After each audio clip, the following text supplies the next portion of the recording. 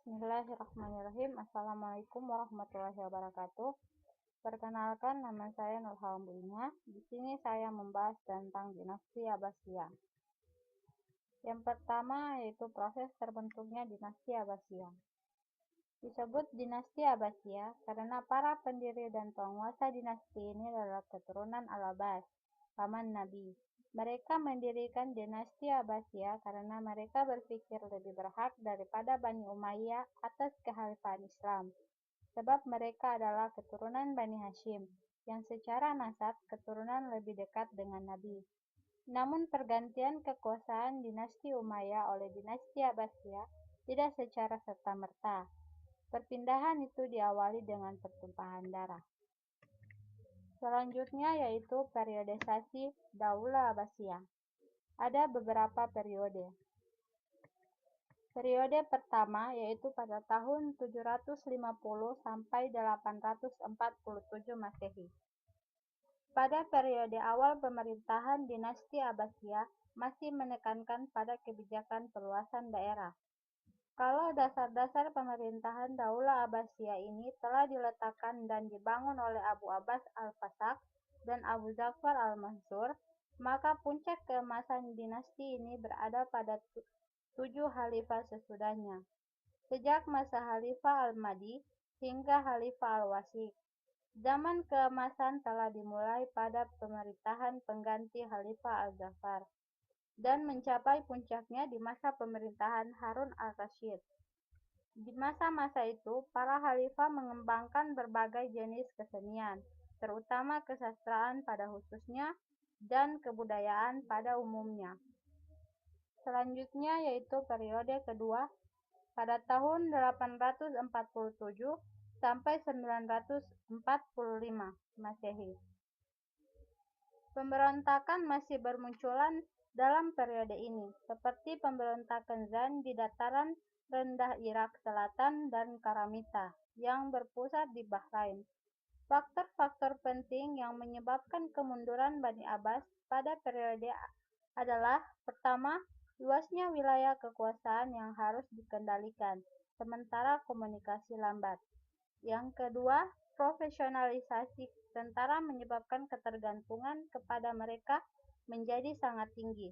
Ketiga, kesulitan keuangan karena beban pembiayaan tentara sangat besar. Setelah kekuatan militer merosot, khalifah tidak sanggup lagi memaksa pengiriman pajak ke Baghdad.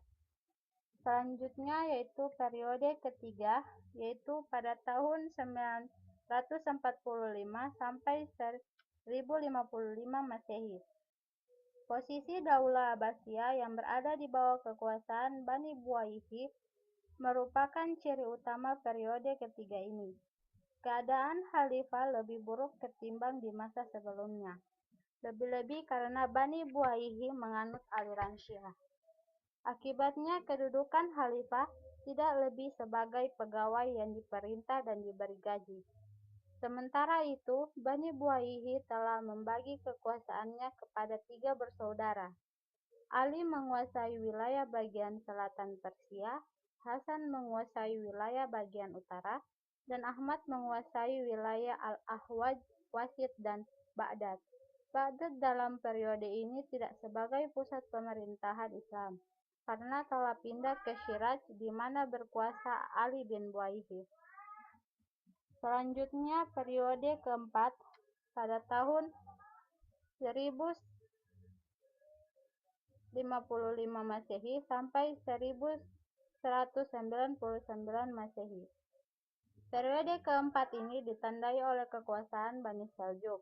Dalam Daulah Abbasiyah, kehadirannya atas undangan khalifah untuk melumpuhkan kekuatan Bani Buwayhi di Baghdad.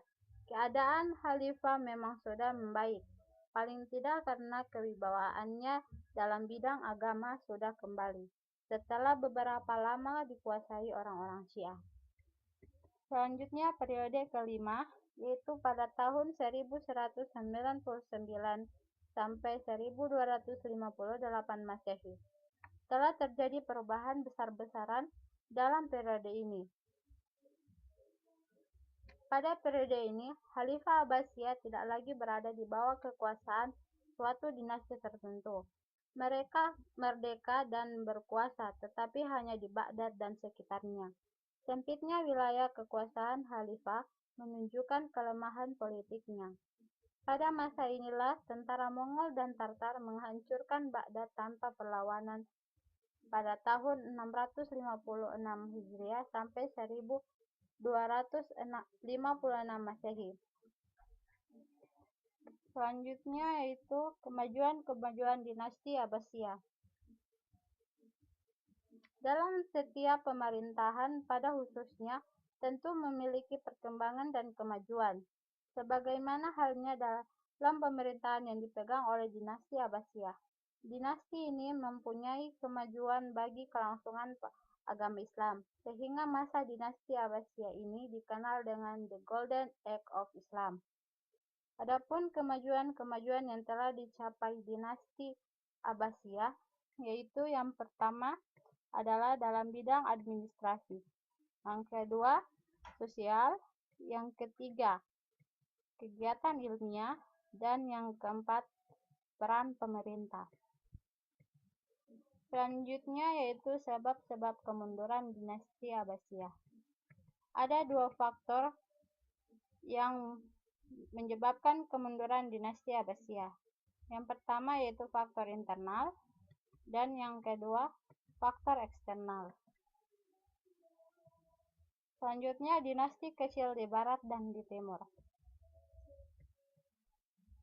5 tahun setelah berdirinya kekhalifahan Abbasiyah, Abdul ar-Rahman Muda, satu-satunya keturunan dinasti Umayyah yang dari pembantaian massal, 1 tahun kemudian, tahun 756, dia mendirikan sebuah dinasti yang kelak menjadi dinasti besar.